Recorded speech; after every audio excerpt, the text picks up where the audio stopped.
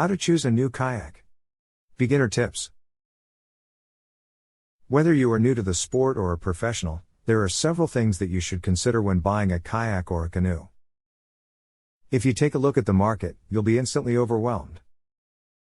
There are many models, styles, and various price ranges. How in the world will you choose? Here are some tips for buying the kayak or the canoe that you want to own. Tip 1. What will you do with the kayak or the canoe? Your first need to address is the type of water you'll be on. For example, if you want to take the rapids, you'll need a much stronger kayak and canoe than if you plan to just enjoy touring. You have 4 choices to choose from. They are recreational, touring, whitewater, and downriver versions. Tip 2. Know your length and width. You'll get easier paddling, more stability, and heavier load capability from a longer kayak. On the other hand, you get lighter, less expensiveness, and easier transport from a shorter kayak. In width, you'll want a wider option whenever possible, as this makes it much more stable.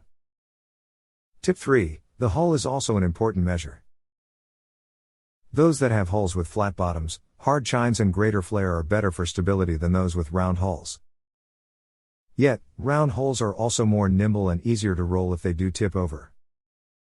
So, what does all of this mean when you're looking to buy a kayak or a canoe? The fact is that you need to consider each of these things as they apply to the type of activity you plan to do. Of course, you should also consider the budget that you have.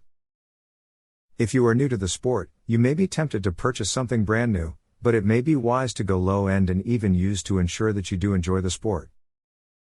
The good news is that when you are out to buy a kayak or a canoe, the best thing that you can do is shop online to get the best price overall. And this is all about how to choose a new kayak. Now you just have to put these tips into practice. It's your turn.